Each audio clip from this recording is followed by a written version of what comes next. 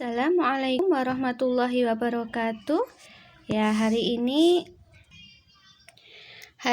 kita akan melanjutkan dari pertemuan kemarin, yaitu tentang mengenal negara Asia Tenggara. Ya, kemarin sudah lihat videonya kan ya, bahwasanya memang Islam masuk ke Asia Tenggara. Salah satunya adalah dengan perdagangan. Nah, perdagangan itu sebenarnya tidak hanya untuk berdagang saja ya, tapi juga untuk menyebarkan Islam di sana begitu. Nah, siapa yang memerintahkan ya? Semuanya adalah dari khalifah ya. Dan memang sekali lagi bahwasanya perdagangan di kekhilafahan ya itu sangat pesat ya, apalagi banyak dari beberapa apalagi di Asia Tenggara itu secara geografis kemarin dilalui banyak sekali laut ya, lautan yang itu bisa digunakan untuk sangat efektif untuk perdagangan jalur laut ya. Oke. Nah, sekarang kita buka ya modul halaman 43. Di situ adalah tentang penduduk negara Asia Tenggara. Nah, kalau kita lihat di sini negara ya di Asia Tenggara dengan ibu kotanya ya, di semester 1 kita sudah menghafalkan ya insyaallah.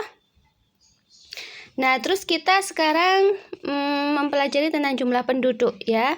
Laki-laki ini ustazah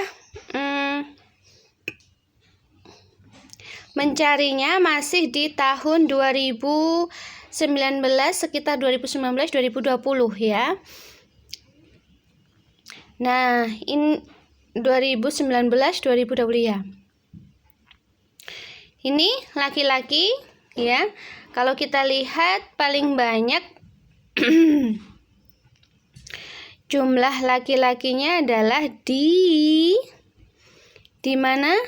Ya, di Indonesia ya. Nah, 136 juta. Nah, perempuannya juga demikian ya. Nah, yang paling banyak juga di Indonesia, Masya Allah. Ini secara umum ya, laki-laki dan perempuan secara umum. Terus di usia 0 sampai 14 tahun, yaitu di usia yang belum balik ya, itu ada 66 juta ya. Ini juga yang paling banyak ya. Terus di usia 15 sampai 64 tahun, ini berarti usia balik, yang itu adalah usia produktif. Artinya usia di mana seseorang itu sudah mampu untuk bekerja ya, mencari penghasilan ya. Terus juga bagi yang perempuan itu sudah siap untuk memiliki anak ya, keturunan seperti itu sekali lagi di Indonesia juga paling banyak, yaitu 185 juta. Nah, sedangkan yang beragama Islam ya, di sini ustazah hanya melihat dari yang beragama Islam ya. Itu adalah 207 juta. Itu juga yang paling banyak se-Asia Tenggara. Nah, untuk melihat yang non-muslim gimana ya? Tinggal dikurangi saja ya. Laki-lakinya berapa, perempuannya berapa, berarti 200. Kalau dijumlah 270 ya, 270 juta. Nah, sedangkan yang Islam itu 207 juta. Berarti yang non-muslim sekitar 63 juta. Kan gitu ya ngitungnya. Nah, berarti kan yang paling banyak adalah muslim. Begitu juga dengan yang lain, nanti silahkan bisa dihitung sendiri ya. Jumlah penduduk laki-laki dan perempuan berapa, muslimnya berapa, nanti bisa perbandingan dengan non-muslim. Sehingga kalau kita lihat memang yang paling banyak yang muslimnya itu adalah di Indonesia nantinya ya. Dan ini insya Allah di semester 1 belum ya, yang tahun sebelumnya. Nah, ini jadi kalau dilihat dari usia Nah, kita lihat dari usia dulu. Ini 66 juta yang belum balik ya. Nah, coba kalau misalkan ini 15 tahun ke depan ya. 0 ini menjadi 15 tahun. 14 menjadi 29 ya. Artinya ini 15 tahun ke depan ini sangat kecil sekali ya, dengan jumlah usia yang sudah tidak produktif ya. Kalau ini 15 tahun ke depan kan berarti sudah ada yang produktif juga, ada yang istilahnya ya sudah wafat ya, kemungkinan gitu. Jadi di usia-usia yang sudah tua gitu. Nah, ini sedikit. Padahal di usia yang belum balik ini merupakan usia yang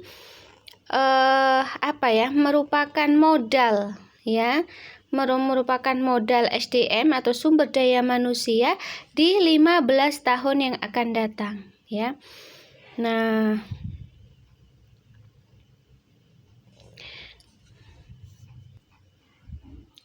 itu cara membaca dari jumlah penduduk ya.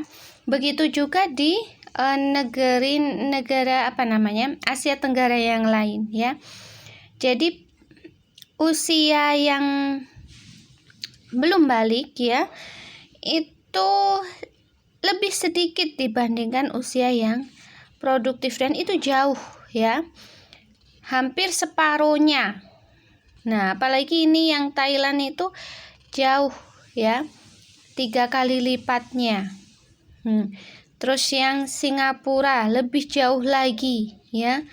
Berapa kali lipatnya? 4 kali lipat ini. Lebih. Nah, Masya Allah. Nah, ini sangat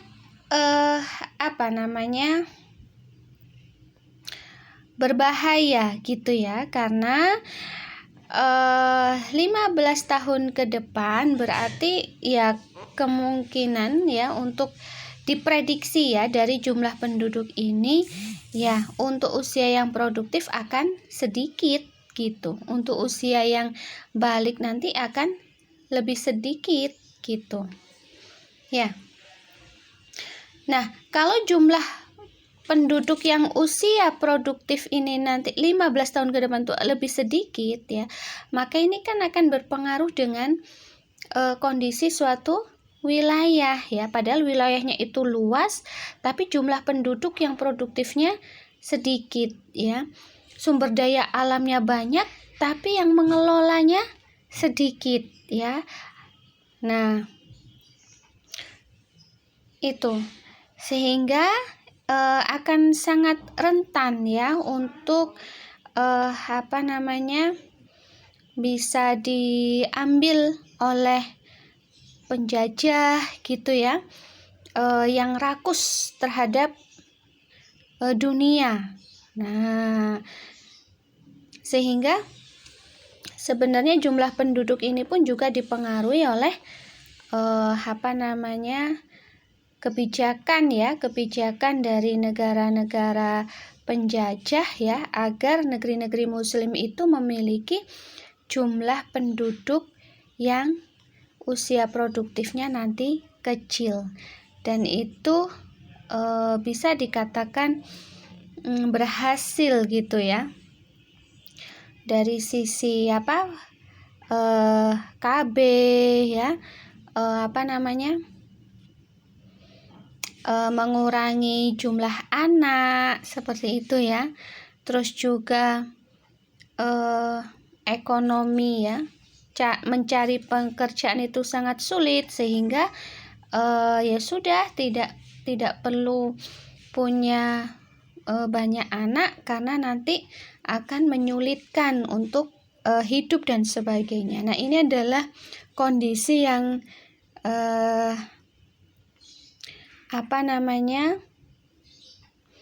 di wilayah ya manusia ya, yang itu sebenarnya bisa kita rubah, yang itu memang dipengaruhi oleh kebijakan dari sebuah negara. Nah, ini kalau kita melihat atau mempelajari dari jumlah penduduk Asia Tenggara ya. Mungkin itu. Assalamualaikum warahmatullahi wabarakatuh.